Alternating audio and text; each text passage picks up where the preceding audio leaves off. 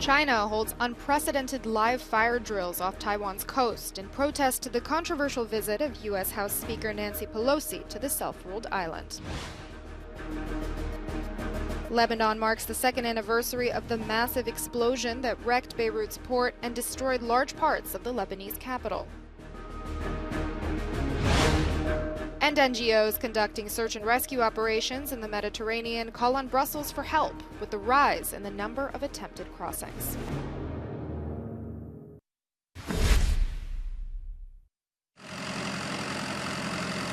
China is holding a series of unprecedented live fire drills in protest at the controversial visit to self-ruled Taiwan by US House Speaker Nancy Pelosi. These drills include missile tests and what's called other military operations, some to be carried out within Taiwan's territorial waters. In the next 3 days, both air and sea traffic in the area are barred, effectively blockading Taiwan, which Beijing views as a breakaway province. China is accusing the US of undermining Beijing's One China policy. The Chinese military's conducting of drills in the sea near China's Taiwan are a necessary and just measure to resolutely protect national sovereignty and territorial integrity in response to the major provocative moves by some U.S. politicians and Taiwan independence forces.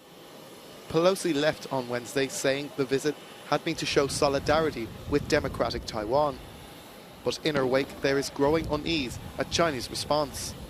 In an effort to calm the situation, foreign ministers from the G7 nations released a joint statement saying China's escalation risked destabilizing the region. The White House has repeated its message that the trip has changed nothing.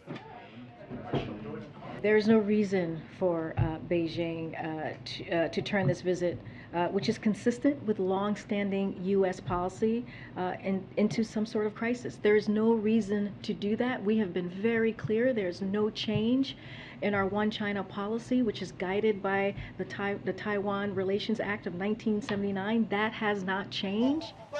Meanwhile, various protesters staged a demonstration outside the U.S. consulate in Hong Kong. Pelosi's visit has attracted intense global scrutiny and anger from pro-Beijing groups. Today, Beirut is marking the second anniversary of the massive explosion that wrecked its port, destroyed large parts of the Lebanese capital and devastated livelihoods. Today, the warehouse is still there, and only last week, the 48-metre-long grain storage facility was partially destroyed due to a fire that had begun only a month ago. Officials have closed off all roads leading to the harbour.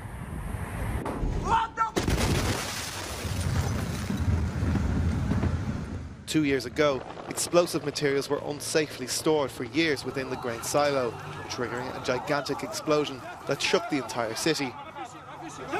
Approximately 200 people lost their lives, more than 6,000 people were injured, and 300 people were displaced due to the explosion. The 2020 blast is widely seen by Lebanese as a symbol of corruption and bad government by a ruling elite that has also steered the country into a devastating financial collapse.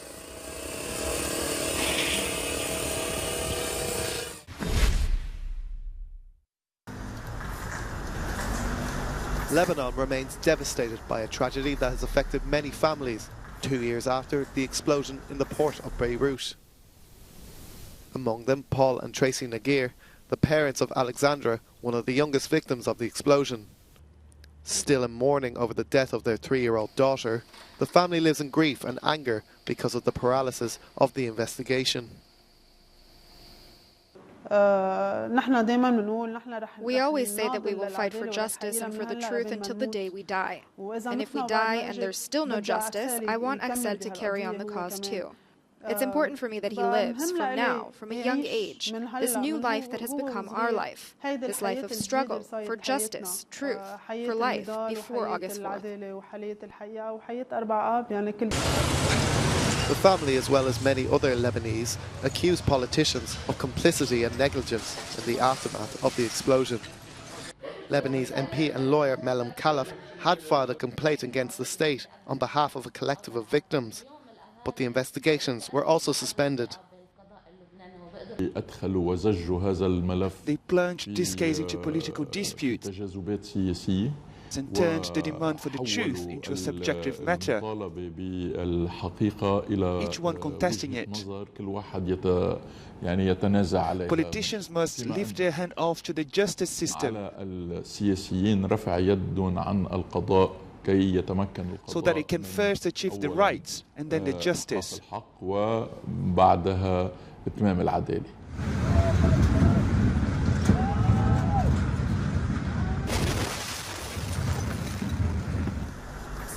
On August 4th, 2020, the lives of thousands of residents of Beirut were turned upside down, with 200 deaths and 6,000 injuries in a city struggling to recover.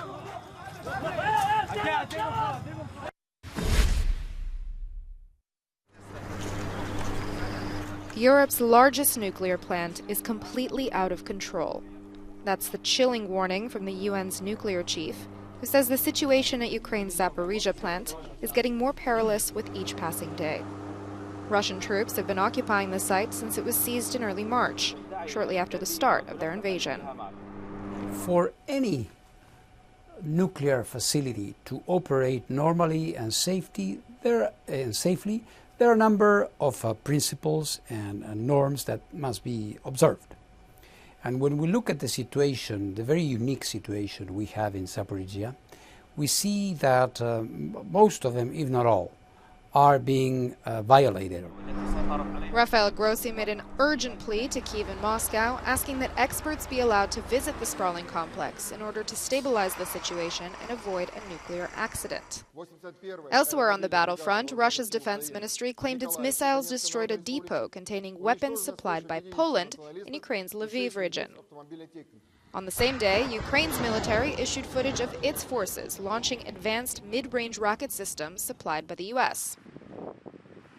In a new report from rights group Amnesty International, both Kyiv and Moscow were criticized for endangering civilians in the war and violating international humanitarian law. Russia was slammed for its indiscriminate missile strikes, and Ukraine for staging military operations in populated residential areas. On the diplomatic front, Ukraine's President Zelensky met with Estonia's foreign minister in Kyiv, thanking Tallinn for sending much-needed funds to rebuild his country's damaged infrastructure.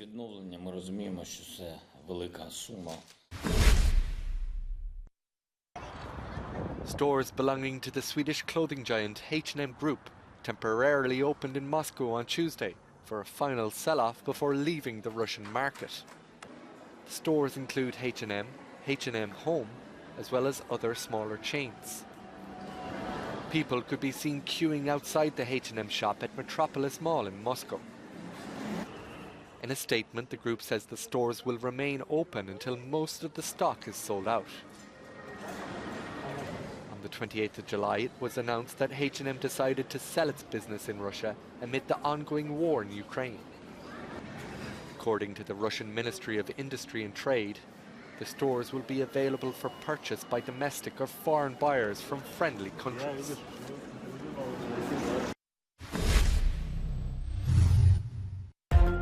The oil-producing cartel OPEC and its allies, led by Russia, announced an increase in crude oil production of 100,000 barrels a day.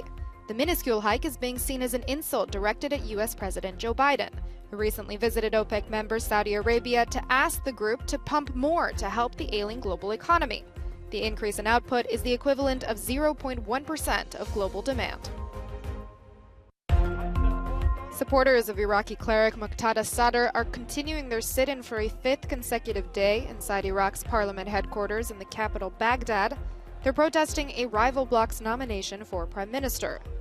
Sadr, whose bloc won the most seats in Iraq's elections last year, has demanded that parliament be dissolved and new elections called, warning protests will continue until demands are met. New clashes erupted between Armenian and Azerbaijani forces in the separatist region of Nagorno-Karabakh. Both sides blame each other for the fighting.